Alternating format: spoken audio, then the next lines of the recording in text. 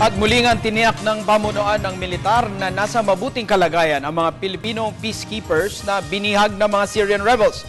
Inihag ito ng AFP upang pawiin ang pangamba ng mga kaanak ng 21 peacekeepers na narito sa Pilipinas. Ang ulat mula kay Dina Paghibitan.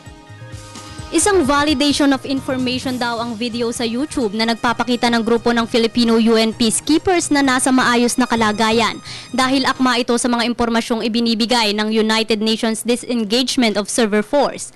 Makikita naman daw sa naturang video na hindi nakaposas. Sa halip ay nakasuot pa rin ang mga ito ng vest at nasa maayos na kalagayan.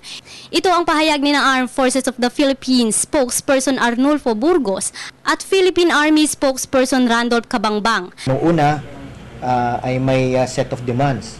Tapos nung second may mga pronouncement na ang demand na lamang ay yung removal ng mga military asset doon sa isang lugar to include yung Syrian Arab Armed Forces.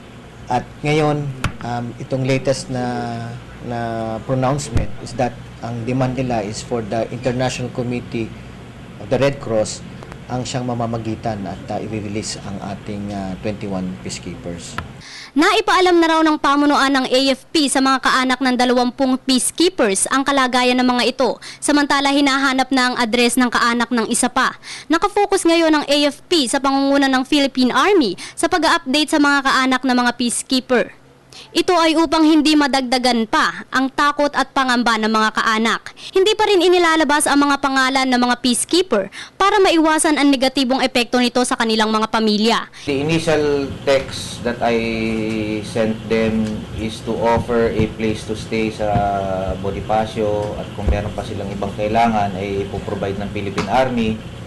But probably it will be very difficult because most of them are from Mindanao and Visayas.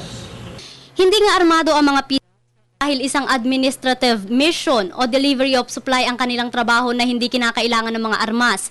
Patuloy din ang direktang pakikipag-usap ng Pilipinas sa Chief of Staff ng UNDOF para sa mga kaganapan. Umaasa pa rin ang pamunuan na mapapalaya na agad ang mga peacekeepers dahil sa maayos na takbo ng negosasyon. Para sa Telebisyon ng Bayan, ako si Dina Paghibitan.